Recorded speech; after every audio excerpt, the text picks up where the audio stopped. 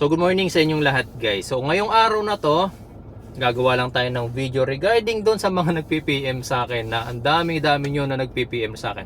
Regarding doon sa issue ng isang content creator o ng vlogger na buy and sell. Okay, so alam ko naman na kilala nyo na siya. So hindi ko na rin siya papangalanan, pero kilala nyo naman si vlogger. So in this video mga bossing, I'll keep myself as neutral as possible. So as neutral ang ibig sabihin, hindi ako papanig kay buyer, hindi rin ako papanig kay vlogger, okay? Kay buy and sell. Ibibigay ko sa inyo yung sarili kong point of view regarding dun sa issue na yon at kung ano yung ginagawa ko, kasi nga sa mga nakakakilala po sa akin, alam nyo naman na dati ang mga content ko is about tutorials. Lahat ng klase ng pag-aayos ng sasakyan ko, sinishare ko sa inyo. Dumating sa time na nagturo na rin ako sa inyo kung paano kayo mag-check ng second hand car na bibili ninyo. Kaso hindi enough, kaya ang ginawa ko, recently, yung mga client ko na bibili ng second hand car, sinasamahan ko, ina-assist ko, chine-check ko kung yung condition ng car.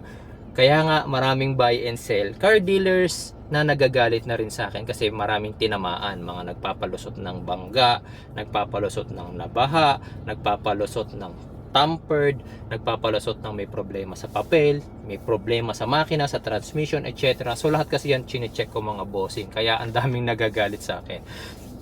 I-share ko lang sa inyo kung ano yung point of view ko, tsaka nga syempre alam nyo rin naman guys na nagbabuy and sell na ako, although kasi simula ko pa lang. Pero para sa akin kasi napakahalaga ng customer, ng client. So dito pakinggan nyo muna ako, and sana hanggat maaari tapusin nyo yung video kasi nagiging ano lang ako rito, fair lang ako on both sides, okay? So unahin ko na yung mga buyer. Lagi ko sinasabi sa inyo noon pa na bago kayo bibili ng second hand car, make sure na you have enough knowledge about cars. Okay, enough knowledge para malaman kung nag-overheat na ba siya, sign na nag-overheat, sign na nabaha, sign na nabangga, ganon. Kung wala kayo nun, make it a point na lagi kayong bibili. Pag bibili kayo, lagi nyong kasama ay mekaniko. Okay? Sinong mekaniko ang isasama ninyo? Hindi ko sinasabing si Jeep Doctor. Ang sinasabi ko, kumuha kayo ng mekaniko na kahit na ano ang mangyari, kayo ang kakampi. Halimbawa, tinanong nyo si mechanic, magkano ang fee mo para samahan ako i-check to sasakyan na to? Pag sinabi niya, ma'am, 5,000. Kung nangihinayang yung iba sa inyo sa 5,000, wala tayong magagawa. Kanya-kanyang preference ng budget yan. Pero alam nyo ba mga bossing na ang 5,000 na budget para sa isang mekaniko na isasama ninyo para siguraduhin na maayos na ang sasakyan is enough lang. Tama lang. Why? Kasi sila yung pupunta sa location ng car. Tapos hindi nyo nadadalhin yan sa kasa. Sa kasa, try nyo dalhin. Hindi kayo tatanggapin doon. Why? By schedule. By schedule. Pangalawa, ang seller ba papayag na dalhin sa kasa? Kasi nga syempre, paano kung malayo siya sa kasa? So maabala siya. Paano kung hindi pala kayo sure buyer? Dinala sa kasa, tapos di nyo binili. So naabala siya. So ang gusto ng seller usually yan, magdala kayo ng mekaniko ninyo. So yun. Kumuha kayo ng mekaniko ninyo na mapagkakatiwalaan ninyo, na kahit na halimbawa 5,000 ang kanyang professional fee, tapos si seller, Brad, i-approve mo na yan, 30,000 ka sa akin, kayo pa rin ang pipiliin niya. So kumuha kayo ng mekaniko na at the end of the day, kahit mas maliit ang professional fee niya kumpara dun sa ino-offer ni buy and sell, kayo ang kakampihan niya. Kasi ang pinahahalagahan niya doon is yung dignity niya as your mechanic. Okay? Next thing, yung mga buyers po, please ilagay po natin yung selan natin sa unit based sa budget. Sa budget na meron tayo. Actually, sa ilang buwan ko pong pagbabuy and sell, sa totoo lang ha, ang dami ko na experience na buyer na ang budget pang budget meal, pero ang arte, ang selan pang brand new. Okay, ilagay po natin ang budget natin, ang arte natin sa budget na meron tayo. Tandaan natin na second hand car ang binibili natin. Wala pong perpektong second hand car. Brand new nga mga boss, nagkakaroon ng lemon. May lemon, okay? So brand new bong binili, after ilang months nagka-problema, 'di ba? Nagka-problema. So kahit brand new nagkakaroon ng ganun, hindi natin naiiwasan 'yon. Kaya mahalaga, unang-una, may kasama ka ng mekaniko. Pangalawa, hanggat maaari, kung kaya mo namang medyo taasan ang budget mo, halimbawa ha, may nakita kang, sa totoo lang na-experience ko yan. Kasi alam ng karamihan, marami rin nagko-comment sa akin, sir, ang mahal mong magbenta. Yes, I admit, mahal ako magbenta. Why? Unang-una, ang hirap humanap ng napaka-sariwang unit. Sobrang hirap. Para ka naghahanap ng aspile, isang pirasong aspile sa 1,000 karayom. Ganon kahirap, mga bossing, ang hirap. Pangalawa, mahigpit pa ako na direct first owner lang. Ang hirap. Halos lahat na nagpo-post sa marketplace, buy and sell car dealer, ang hirap humanap ng direct first owner, tas maayos na maayos ang unit. Kaya kung kayo ang gagawa nun, sa totoo lang ha, bago ko makakuha ng isang unit, isang katerba muna yung nakita kong palpak bago ko makuha yung perfect. Paano yung ginastos ko sa mga pinuntahan ko na yon? Gasolina, diesel, di ba? So kayo po, ganun din. Ilagay din natin yung budget natin kung gaano tayo kaselan. Mamaya kasi ang budget mo pang 50k, pero ang selan mo pang 1M na sasakyan, wag naman po sana tayong ganun. Next, wag po kayong magpapadala sa word of mouth kung gaano kabulaklak ang dila ng mga kausap ninyo. Okay? So, ako sa totoo lang ang ginagawa ko, kahit ako content creator, na vlogger ako, nag-ayos ako ng mga sasakyan. So, bago ko ibenta, inaayos ko muna lahat ng issues ginagawa ko. Pero pag mag-check ng unit ko, lagi kong sinasabi, please po, magdala po kayo ng mechanic. Sure ako, sa binibenta ko, pinapakita ko naman sa inyo yan, bago ko ibenta, inaayos ko lahat ng issues. Pero, mas pabor po sa akin na may dala pa rin po kayong sarili nyong mekaniko. Sa lahat ng nakabili po sa akin, alam nyo yan, hindi ko kayo, ang tawag doon, binola. Hindi ko kayo sinail stock. I let my car do the talking. So, anong ibig sabihin nun? Pagpunta nyo rito, ipapakita ko sa inyo ang car. Hindi ko kayo sasabihan na, Sir, 100% sariwa. Sir, no tirik, no overheat, no hindi ko kayo gaganunin. Ang sasabihin ko lang sa inyo, sir, ito yung unit ko. Check nyo po maigi. Kung may mechanic kayo, test drive natin, inspect natin, go. Everything you want to do with the car, para lang masigurado na okay yung unit, gawin nyo po. Walang issue sa akin yan kahit magdala ng mechanic. Minsan may mag-send pa sa akin, may mag-message pa sa akin, sir, nakakahiya kasi sir kung magpadala pa ako ng mechanic. No, sir, mga bossing, ako, magdala kayo ng mekaniko nyo, mas pabor sa akin yun. Kasi nga, tiwala ako sa unit ko. So kapag may dala kayo mekaniko at sinabi ng mekaniko nyo no, sir, goods tong unit. So diba, dalawa na kami na nagsabi sa inyo na totoong maayos yung unit. Next thing mga bossing, ang kalakaran po pagdating sa buy and sell para sa kaalaman ng lahat is as is, where is naman talaga. May mga pailan-ilan na buy and sell na nagbibigay ng warranty sa unit nila kasi ganun sila katiwala. At hindi ko na po ibubuhatin yung sarili ko, pero sa totoo lang, lahat po nung binenta kong sasakyan, may warranty po ako doon sa mga owners. Hindi ko na sasabihin sa inyo kung ilang weeks or month ang binigay ko sa kanila na warranty, pero ang lagi ko sinasabi sa kanila, ma'am, sir, whatever happens sa car, whatever problem na ma-encounter ninyo sa car, don't hesitate to call me. Sa lahat ng nag-message na nakabili sa akin, mag-comment kayo sa baba. Paano ko kayo binigyan ng peace of mind doon sa car? Okay, so mamaya ni sa akin guys yung sa as is where is muna tayo. Alam nyo ba na nung nakita ko yung video na yon, marami nagagalit sa comment section pa lang, pag as is where is, atrasan nyo na, wag nang ganon. Actually yun naman kasi talaga ang kalakaran. And also alam nyo ba na hindi lang siya ang ganon ang kalakaran, may mas malalaking kumpanya na ang patakaran is as is where is. Sino sa inyo ang nakapunta na ng bank repo? Bank repo, kahit anong bank yan, BDO, Metrobank, PNB, East West, lahat, RCBC, lahat ng mga nagbabank repo, yung mga nahatak na sasakyan. Alam nyo ba mga bossing, na ang mga bank repo is as is where is din. Doon nga mga bossing, pag bumili kayo doon, bawal ang scan, bawal ang test drive, tinginan lang.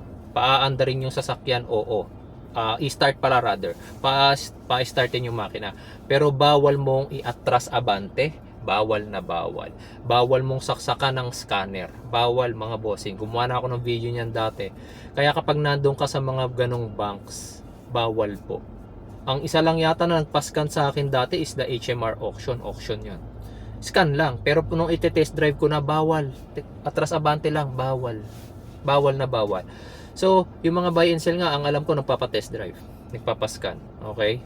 So, as is where is. Tapos yung mga banks na yun, mga bossing, same din sila. Halimbawa, hindi nyo na test drive, hindi nyo na scan. Papalabas, nabayaran nyo na ng buo kasi kayo nanalo sa bidding. Tapos papalabas na kayo ng compound nila. Biglang tumirik. Biglang nag-overheat. Biglang nagtulo ng langis yung transmission. As is where is yun mga boss. As is where is yun. Iuuwi nyo yun ng ganun. Hindi mo pwedeng sabihin na, hoy bank, kabibid ko lang nito. Ngayon tignan mo, oh, tumapon yung langis ng transmission. Sumuka ng langis, tumirik. Ganun, walang ganun.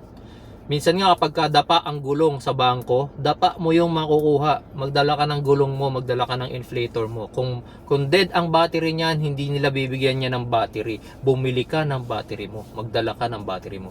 Ganun ka as is where is ang bangko. So eto naman guys is para naman na dun sa vlogger na buy and sell. So unang-una mga bossing, kahit sa ang industry pa tayo mapunta, pagkain, bahay at lupa, sasakyan, etc. etc. Number one lagi dyan is the after sales support. Hindi pwede mga bossing na pagkabili ng buyer sa'yo is deadmaha na tayo. Kahit na as is where is ang iyong patakaran, kailangan ready kang i-assist si client mo whatever happens. Okay?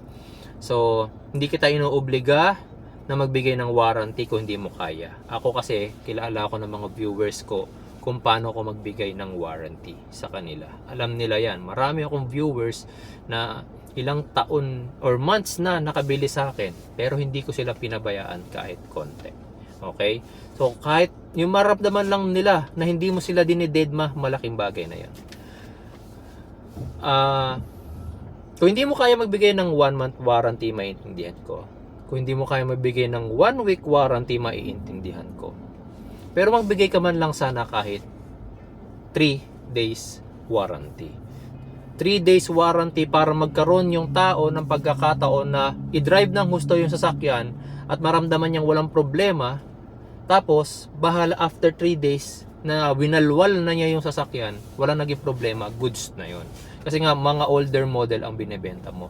Why mahalaga kahit papano ang warranty? Kasi nga, kung totoo man yung issue na mayroong bumili sa'yo na ilang oras pa lang, kaalis pa lang sa shop mo, tumirik na. Tapos ayaw mo nang isole yung kanilang binili, nakakalungkot nga naman yun. So kahit sinong buyer ang ganunin mo, malungkot. Masakit sa kalooban yun.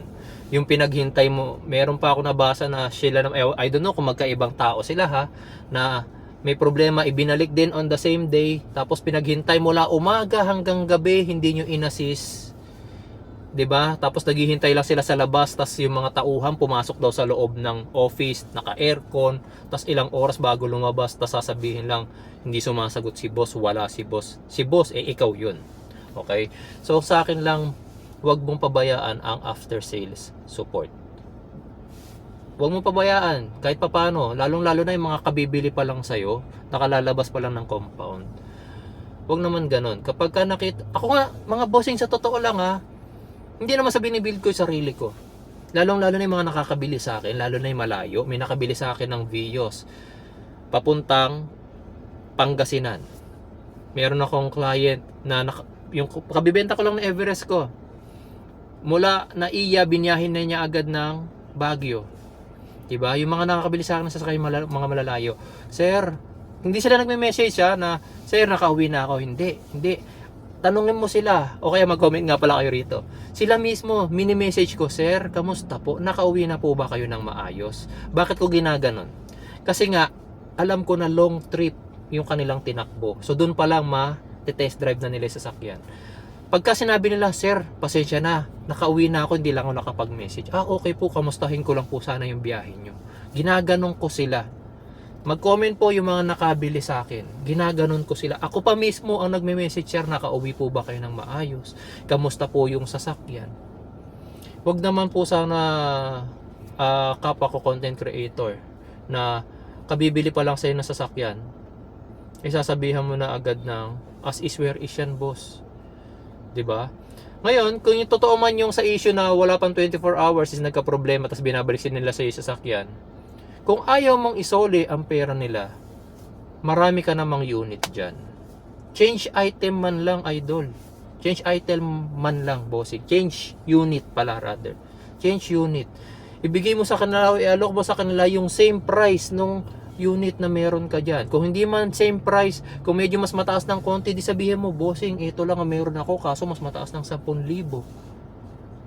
Okay na yun. Okay na yun. Kaysa yung sasabihin mo sa kanila, as is where is tayo dyan, boss. Boss, na-remit ko na dun sa may-ari yung pera. Walang ganun, bossing.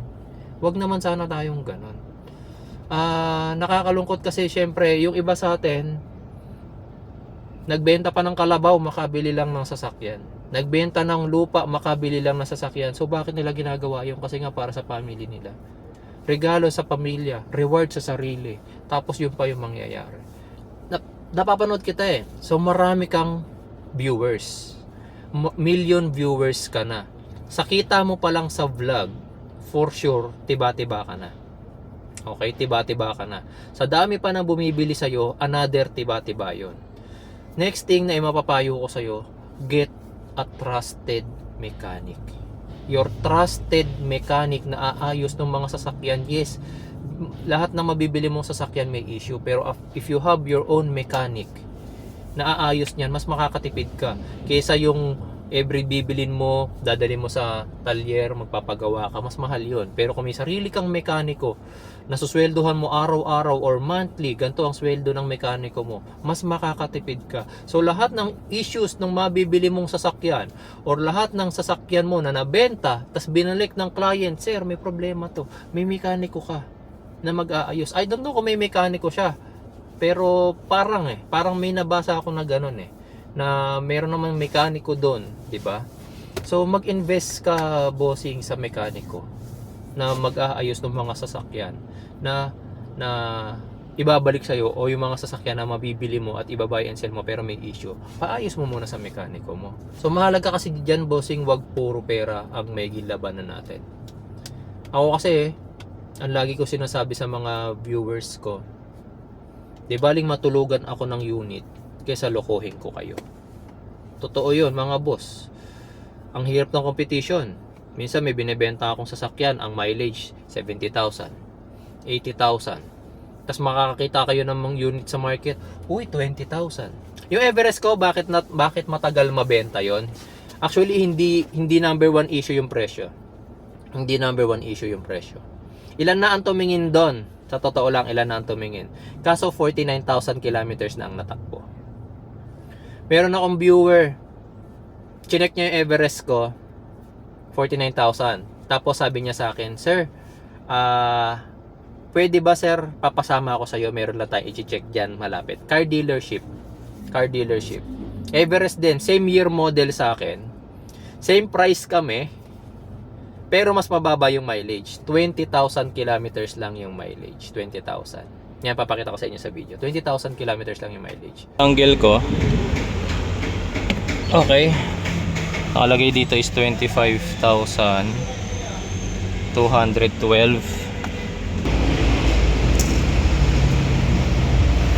Sir, mileage niya is 83,410 na po. Ayan, sir, 51,828 sa miles, 83,000 sa kilometers.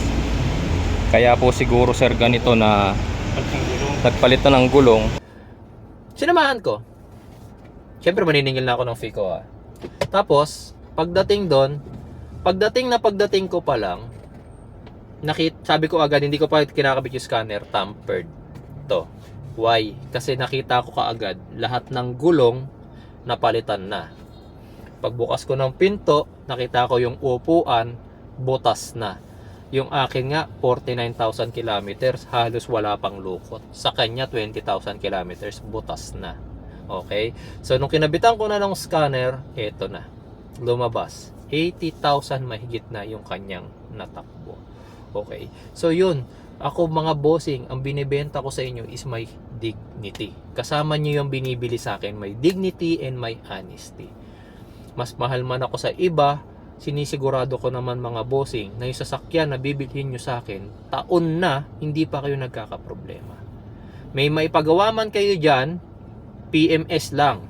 May ipagawa man kayo dyan, napaka minor lang na problema. Kagaya nung isang viewer ko, isang bumili sa akin nung nakaraan. Siyempre sa dami ng inayos ko, pinalitan ko ng coolant, pinalitan ko ng langis, tapos pinadetailing ko, interior and exterior detailing, engine detailing. So dami ko pinagawa, di ba? Meron ako nakalagtaan. Hindi kasi tag-ulan nun. Okay? Hindi tag-ulan. So, hindi ko alam na yung wiper niya sira na. Yung wiper blade lang hindi yung wiper mismo motor. Yung wiper motor gumagana naman, gumagana. Kasi wiper niya, himay na pala. Eh syempre hindi ko nga siya napansin kasi nga tag-araw nun. Nung tag-ulan na, nagagamitin na niya, ay sir, sira po yung wiper nung nabili ko sa inyong sasakyan. Ay sir, hindi ko po napansin, pasensya na. Since minor na lang naman yung wiper, sabi ko sir baka pwede naman na sagutin nyo lang magkano lang naman ang wiper, kasi hindi ko po talaga yan napansin nung time na yon, kasi nga syempre very small accessory lang siya. Okay, tapos meron din ako nabentahan na isang sasakyan na hindi ko napansin, meron palang maliit na paint chip sa bumper. Sir, hindi ko napansin po yan, sorry po. Pero wala akong yun yung mga nire-reklamo na sa akin, sir, may napansin ako nito, may paint chip. Pero hindi nila sasabihin sa akin na, sir, yung nabili ko sa sir ay mandar. Sir, yung nabili ko sa sir, tampered. Sir, yung nabili ko sa iyo, bangga pala, nabaha pala. Walang ganun mga boss. Kasi ako sa mga bossing, ang binibenta ko sa inyo is my dignity. My dignity and my honesty. Kasama yan sa package na binibenta ko sa inyo. Yun. Kaya para sa akin, ako sa totoo lang hindi ako nakakabenta buwan-buwan. At hindi rin naman ako nakakakuha ng unit buwan-buwan. Kasi ang hirap talaga humanap ng unit. Pero ang pinagmamalaki ko lang, as a buy and sell, marami pa rin mga kagaya ko ang honest. Sa totoo lang, ang dami pa. Marami akong friends sa Facebook, mga nakaka-chat na pinipili pa rin nila guys yung maging honest kahit napakahirap ng competition.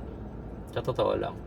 Kung gugustuhin ko lang mga bossing na hanapan kayo ng budget meal, ng pasok sa budget nyo, ng presyong mas mababa pa sa market, kaya ko kayong hanapan. Ang dami-dami kong nakikitang unit na bagsak presyo sa market. Kaya kong ibenta yon ng mas mura sa market sa inyo.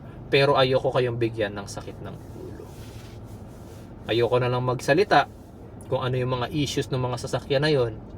Pero hindi ko ibebenta sa inyo yung isang sasakyan na mura nyo ngang nakuha, pero habang buhay nyo naman pagsisisihan na nabili nyo yung sasakyan na yun. Yan. So next thing, bossing vlogger, ganito, wag din sanang aabot sa punto, bossing, na kapag ka nakabili na sa atin yung buyer, tablado na. Okay? O kaya yung inaangasan na natin or sinasabihan na natin ang hindi maganda. May nakita kasi kong post nung nakaraan, I don't know kung totoo, pero parang kabibili pa lang nila ng unit galing sa inyo, pauwi pa lang sila, tumirik sila, and sinabihan mo nang kumuha ka ng lighter, sindihan mo. Parang ganun. Parang kung ako ang buyer, ang sakit nun sa kalooban. Hindi ko alam kung totoo Hindi ko alam kung totoo kasi nga syempre iba naman kasi dyan, sumasawsaw na lang sa issue or gumagawa na lang ng kwento, ma-down lang yung ibang tao. Hindi ko alam kung totoo yun. Pero kung totoo man yan, ang sakit sa kalooban nung buyer yun. Imagine mo, kabibili ko lang nito sa'yo kanina, tumirik ngayon, tapos sasabihin mo sa akin, bilhan ko ng, humanap ako ng lighter at sindihan ko. Paano yung perang pinundar ko, pinambili ko rito? Isusoli mo ba? Sige, sisindihan ko to. Isoli mo muna yung pera. 'Di ba? Wag sanang ganun. Sana hindi totoo yung kumalat na issue na 'yon. Okay?